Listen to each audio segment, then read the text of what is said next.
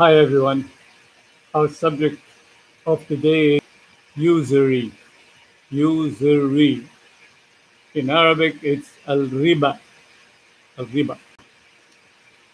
Usury is a term became better known in societies with the coming of Islam in 7th century, with the message of Muhammad. Yet, it was known much before in Christianity and Judaism, and it was forbidden by text of the Bible and later by text of the Quran. Usury means when something gets bigger.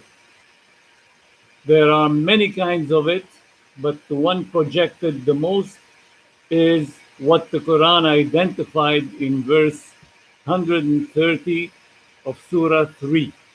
It says, O you who believe,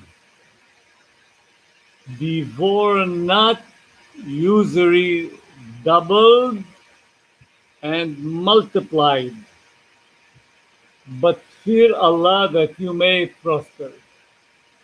Which means don't practice usury because it's unfair, unjust. So fear Allah and you will prosper otherwise.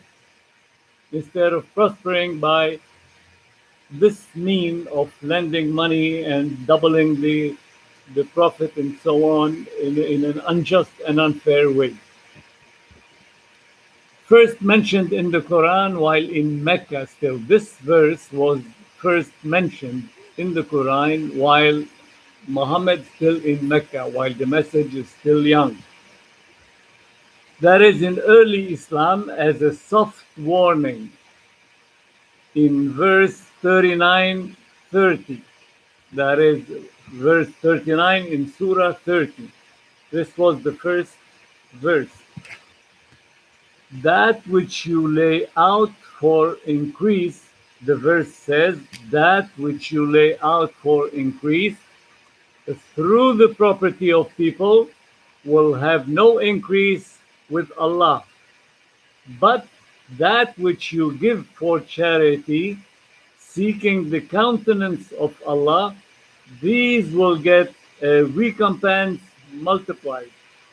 It's kind of an explanation of the first verse in order to comply with Allah's let's say command or will or fairness for the human for mankind, is explaining to the lenders that what you are trying to double and multiply and increase in this way, in usury, it doesn't increase in the sight of Allah. It doesn't increase with Allah, which means you are not going to benefit, talking about probably the long run. But if you give charity instead, seeking to please Allah, then you will be compensated not just fully and a compensation multiplied, that is. In those times, some people would ask lenders for an advancement or loan for a particular need. Those lenders used to ask for a gain interpreted in a certain amount added to the capital of the loan. And often, when the poor guy could not pay it on time, another additional amount will be claimed by the lender, which makes it more difficult on the poor guy to pay it back. And severe consequences would result, of course, affecting the life of the poor guy and hitting to reach misery, creating social problems.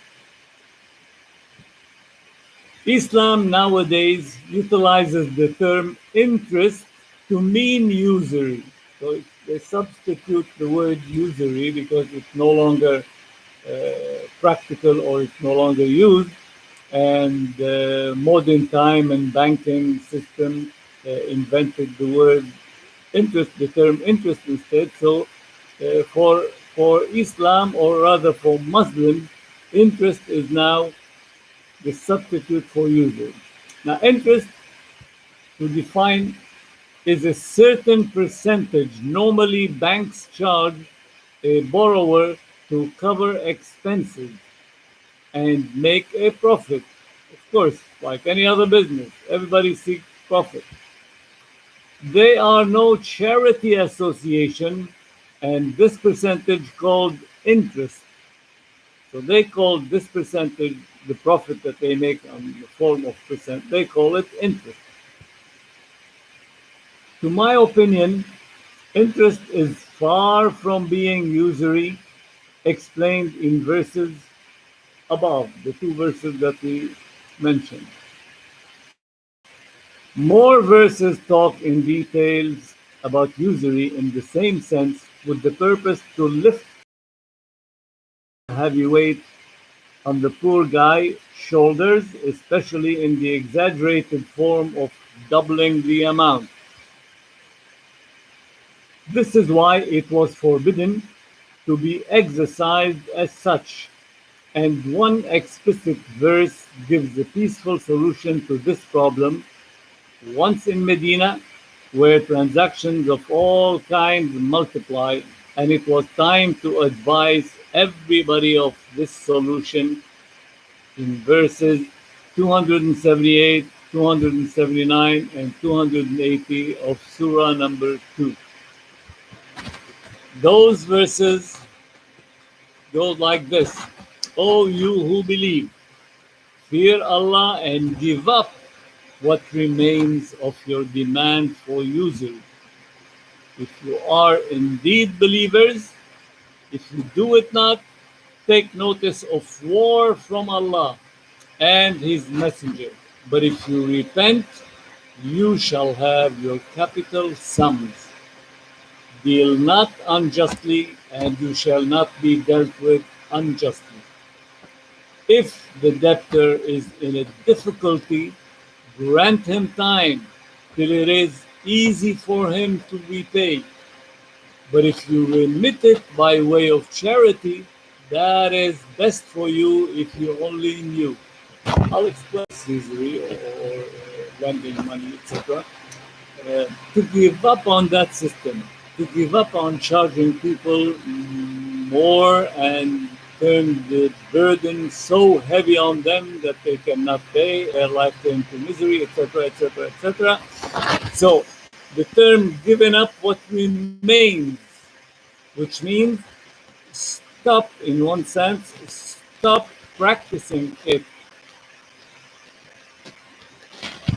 And well, if you, because some believers used to practice this usually by way of habit, by way of copying other, etc.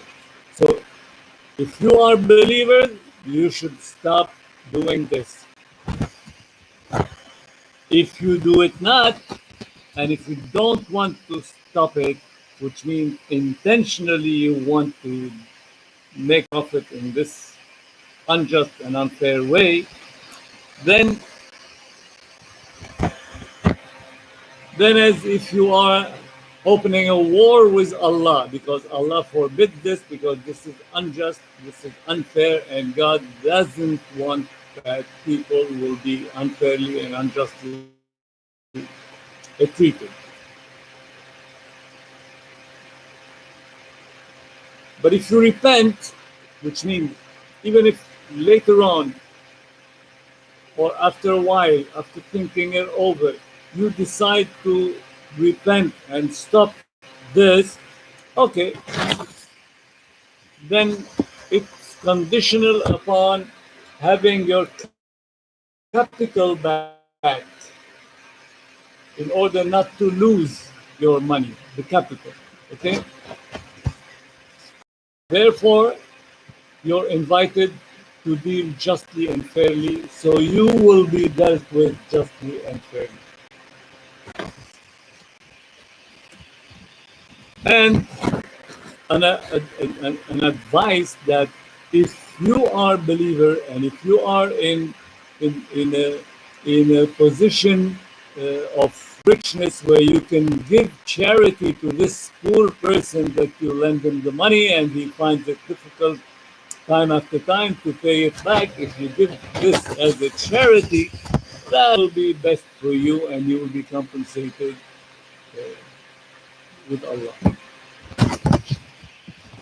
Now, if we look closely to those keywords that I explained, like give up what remains, to mean make it last one, your last transaction, it means stop doing it. And then the notice of war, just to show how serious is the problem. And then the term of repent, which demands goodwill and intention. You know, it demands that one should be serious. Then capital sum, the term capital sum, to make sure that nobody will lose his money or her money.